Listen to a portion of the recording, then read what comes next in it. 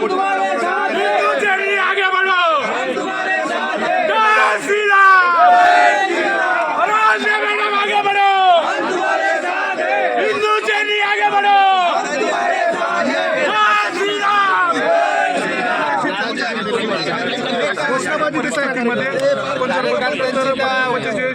काही कार्यकर्त्यांच्या उत्स्फूर्त प्रतिक्रिया आहे, परंतु नाराजीचा भाग वगैरे काही नाही।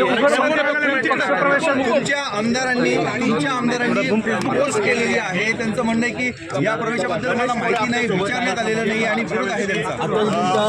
विरोध करता आमदारांनी पक्ष जो निर्णय घेईल तो आम्ही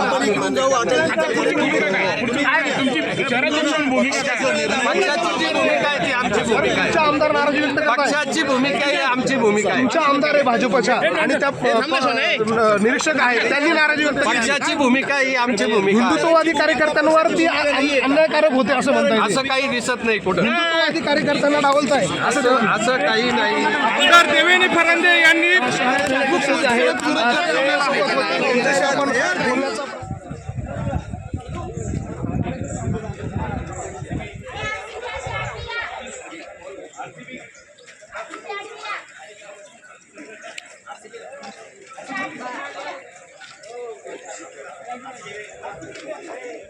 भाऊ आज भाजपमध्ये प्रवेश करतायत। काल तुम्ही ठाकरे बंधूंची युती झाल्यानंतर जल्लोषामध्ये होतात, काय एवढं घडलं? नाही, गेल्या 43 वर्षापासून शिवसेनेत काम करीत असताना म्हणजे वयाच्या म्हणजे 9वीत असताना मी तेव्हापासून काम करतोय आणि आता माझा मुलगा वयात आला, मला मागच्या पंचवार्षिकलाही तिकिटासाठी भांडावं लागलं, तेव्हाही तिकीट कापलं, तेव्हाही माझ्या मुलाचं तिकीट कापलं आणि त्या रागात मी माझं तिकीट फाडून फेकून दिलं। आत्ताही तीच अवस्था होती, आत्ताही तशीच अवस्था होती। मी चार पाच दिवसापूर्वी राऊत साहेबांशी बोललो, राऊत साहेबांना सांगितलं, साहेब असा असा माझा मुलगा इच्छुक आहे, बरं बघतो म्हणे मी करतो। त्यांचा रिप्लाय काही आला नाही। म्हणून जर अशा पद्धतीने जर एवढ्या सिनियर कार्यकर्त्याला जर अशी वागणूक मिळत असेल तर म्हणून मी आज निर्णय घेऊन टाकला बाबा आज भारतीय जनता पार्टीत जायचं आणि प्रवेश करायचा। शिवसेना प्रमुख आहे ना, म्हणजे लहान कार्यकर्ता असेल का मोठा कार्यकर्ता असेल त्याला बोलून त्याची विचारपूस करायची। पण आता काय झालेलं आहे, माध्यम कोणीतरी आलेलं मध्ये ते तिथपर्यंत पोहोचूनच देत नाहीये। म्हणजे आपल्या व्यथा तिथपर्यंत जर जात नसेल तर काय उपयोग आहे? स्थानिक पातळीवरच्या नेत्यांवर आपला रोष आहे? नाही, स्थानिक पातळीवर काय कोण नेते राहिले हो? नेते राहिले का? शेवटचा नेता मी होतो, जुना मी त्याच पक्षात होतो। आता राहिलं कोण तिथे? हा, कुठे? वसंत गीते होते ना तुमच्या बरोबर? हा होते ना, वचन गीते आहे, ते आहे पक्ष चांगलं सांभाळतील, करो, त्यांना शुभेच्छा। हो, पण तुम्ही एकीकडे म्हणतात मीच नेता आहे, माझ्यासारखा तर कोणी तिथे नेता राहिलेला नाही, दुसरीकडे तुम्ही म्हणतात की आम्हाला तिकीट मिळालं नाही म्हणून आम्ही हे जातो। म्हणजे काय नेमकं तुम्हाला सांगायचं? तिकीट मिळालं नाही, तिकीट मिळाले माझ्या सुनबाईला, म्हणजे तिकीट माझ्या सुनबाईला कामाला लावून दिलेलं आहे, माझं तिकीट कोणी नाकारलेलं नाही, फक्त मुलाऐवजी सुनाला झालं असं, म्हणून त्याच्यामुळे।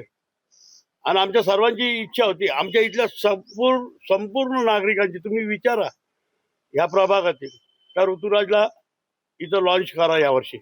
पण मग आता भाजप ऋतुराजला देणार का वहिनींना देणार? नाही, सुनबाईसाठीच मागितलं आम्ही, तिथेही आमच्या सुनबाईसाठीच मागितलं, आम्हाला काही कुठे डिस्प्यूट करायचं नाहीये, जो आहे वो ठीक आहे। निवडणुकीचं कारण आहे का भाजपमध्ये जाण्याचं किंवा अन्य काही कारण आहे? नाही, आपण बघितलं ना मागच्याही निवडणुकीत काय झालं, याही निवडणुकीत त्याला डावललं। मग आम्ही सुनबाईचा प्रचार पण चालू केला, जवळजवळ 8-10 दिवस झाले, सुनबाई संपूर्ण प्रभाग फिरली आणि सगळं प्रभाग फिरत असताना कुठेतरी वाईट वाटत होतं या गोष्टी। आपण एवढं काम करतोय नाशिक इतकं, तर मी सांगतो म्हणजे पक्ष वाढीसाठी तर माझ्या इतकं काम कोणी केलं नसेल। म्हणजे आमचे सण उत्सव वगैरे ह्या सगळ्या गोष्टी जर असेल तर लोकही नाव घेतात का विनायक पांडे इतकं मोठे कार्यक्रम कोणी करत नाही. आणि ह्या सगळ्या गोष्टी करत आणि वर्षभर आम्ही कार्यक्रम करतो. म्हणजे आमचं दैवत हिंदू हृदय सम्राट बाळासाहेब ठाकरे यांची जयंती सुद्धा आहे ना मुंबईत साजरी होत नसेल ना, तशी मी माझ्या इथं साजरी करतो. मुंबईतले काही आमदार वगैरे म्हणजे मागच्या वर्षी आले ना, ते म्हणे मुंबईत सुद्धा असं होत नाही. म्हणजे एवढं सगळं करून पण जर अशा पद्धतीने जर चुकीचं होत असेल तर योग्य नाही येते. नाही, खरोखर दुःख होत आहे ना. मी हिंदू हृदय सम्राट बाळासाहेब ठाकरे यांबरोबर काम केलेलं आहे आणि बाळासाहेबांनी मला विविध पदं दिली. खरोखर पण त्यांचे उपकार मी कधी विसरणार नाही. माझ्यासारख्या एक छोट्या कार्यकर्त्याला फार मोठं केलं. पण आता आपण बघितलं हे पुढचं जनरेशन, आता संपूर्ण निवडणुका लागल्या महाराष्ट्रातली आपण परिस्थिती बघितलं, सगळं न्यू जनरेशन येत आहे. मागच्या पंचवार्षिकला तीच अवस्था, ह्या पंचवार्षिकला तीच अवस्था. मग करायचं काय तिथे? मग आम्ही म्हातारे झाल्यावर हे करायचं. म्हणून त्यापेक्षा मग आम्ही निर्णय घेतला का कुठेतरी भारतीय जनता पार्टीत जायचं. कारण लोकांना जे कबूल केलेलं आहे, तुम्हालाही माहिती, मला म्हणजे सामाजिक काम असेल, विकासाची कामं असेल, याला खूप प्राधान्य देतो मी. आणि जर खऱ्या अर्थाने जर विकासाची कामं ह्या प्रभागात जर करायची असेल तर आपल्याला भारतीय जनता पार्टी न्याय देऊ शकेल. म्हणून आम्ही भारतीय जनता पार्टीत प्रवेश करतोय. नाही, माझी अजिबात ठाकरेंवर नाही. माझी ठाकरेंवर नाराजी नाही आणि मी त्यांच्यावर नाराजी सुद्धा व्यक्त करणार नाही. काय पण ज्या पद्धतीने आपण बघितलं मागच्याही निवडणुकीत जे लोकल पदाधिकारी होते त्यांनीच अन्याय केला. कशा पद्धतीने केलं, नंतर त्याचं रूपांतर कशात झालं हे तुम्ही बघितलेलं आहे. हाणामारीच झालं. आता त्या गोष्टी आपण नाही करू शकत. काय म्हणून परत जर ती पुनरावृत्ती घडत असेल तर त्यापेक्षा आपण कुठेतरी निघून गेलेलं बरं. म्हणून आपण हा निर्णय घेऊन टाकलेला आहे. आपल्याला ठाकरे गटाकडून तिकीट नाकारण्यात आलं असं आपला आरोप आहे. नाही, नाकारलं नाही. तर माझ्या सुनबाईला तिकीट हे केलं होतं. तर त्याप्रमाणे माझी सुनबाई कामाला लागली होती. संपूर्ण तिचा प्रभाग फिरून झाला होता आणि तिकीट नाकारण्याचा काही विषय नाही. फक्त मुलाऐवजी सुनेला हे केलं होतं. नाही, होते ना, इच्छुक होत्या अनेक, 3 जण इच्छुक होते. स्पर्धा होती पण चालायचं. निवडणुका म्हटल्या का या स्पर्धा होतच असत्या. म्हणून या सगळ्या गोष्टी भाजपमध्ये शब्द मिळाला आहे तिकिटाचा. हो, देतील. म्हणून आता चाललोय आम्ही सगळे, म्हणजे आमचं पॅनलच प्रवेश करतोय. शाहू महाराज आहे, मी आहे, यतीन वाघ आहे, संजय चव्हाण, चौघे आम्ही प्रवेश करतो. 3-4 पिढ्या झाल्या. तर काँग्रेसची धुरा समर्थपणे जुन्या नाशकात गेली अनेक वर्ष आम्ही सांभाळली. परंतु आजची परिस्थिती बघता सध्या जे म्हणजे मी असं कोणावर आरोप करणार नाही, परंतु ह्या परिस्थितीला गेली अनेक वर्ष मी सूचना करतोय. कारण की त्या पक्षामध्ये माझं 2-2, 3-3 पिढ्या गेलेल्या असल्यामुळे मी कायम तिथल्या पदाधिकाऱ्यांना समजवायचा, सांगण्याचा प्रयत्न केला. परंतु त्याच्यामध्ये कुठलाही बदल नाही झाला. आज तो म्हणजे पक्ष क्षीण झाल्यामुळे मलाही वेदना होत आहेत का ते.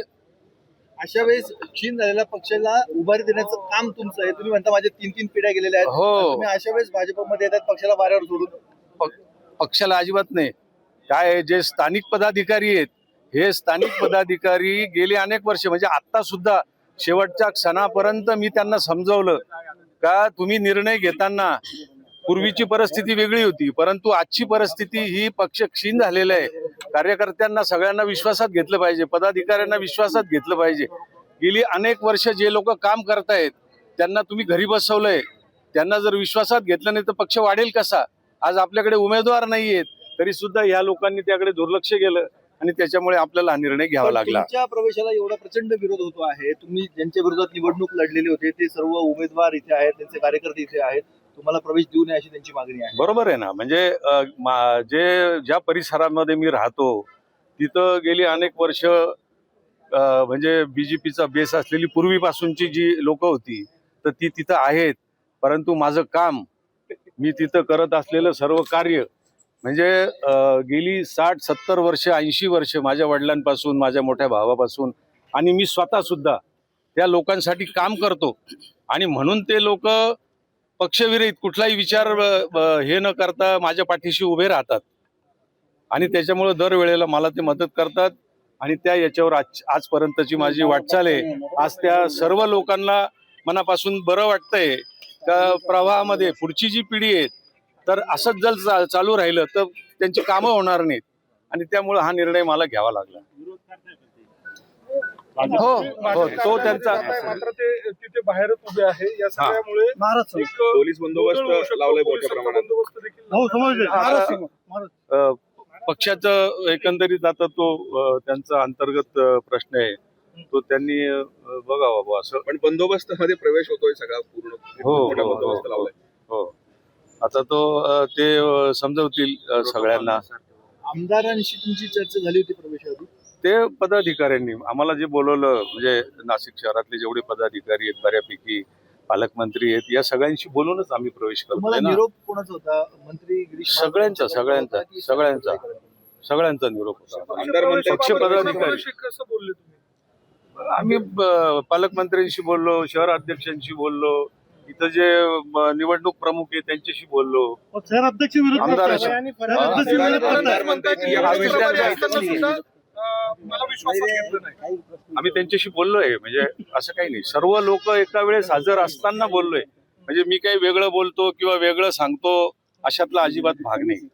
म्हणजे जे घडलंय ते मी सांगतोय आणि ते तिथं सगळ्या लोकांसमोर घडले त्याच्यामुळे त्याला काय हे नाही. त्यांनी कळवल्यानंतरच हा पक्ष प्रवेश होतो आहे. जरी यांना काही विरोध होत असला तरी तो नॅचरल आहे. तो त्याबाबत पक्षश्रेष्ठी निश्चितच मार्ग काढतील आणि सर्व सुकर होईल अशी आम्हाला आशा आहे. तुम्हाला तुम्ही महापौर राहिलेला आहात, तुम्हाला पक्ष प्रवेश करण्याची आवश्यकता का भासते? महापौर जरी मी राहिलेलो असतो तरी देशामध्ये नरेंद्रजी मोदी यांचं सरकार आहे, राज्यामध्ये देवेंद्रजींचं सरकार आहे आणि नाशिकमध्ये जो सिंहस्थ कुंभमेळा येत आहे त्याचप्रमाणे नाशिक शहराचे जे प्रलंबित प्रश्न आहे त्यांना मार्ग काढण्याकरता किंवा त्या मूळ प्रवाहामध्ये सामील होण्याकरता शहरवासियांच्या दृष्टीने निश्चितच हा योग्य असा निर्णय आहे असं आम्हाला वाटतं.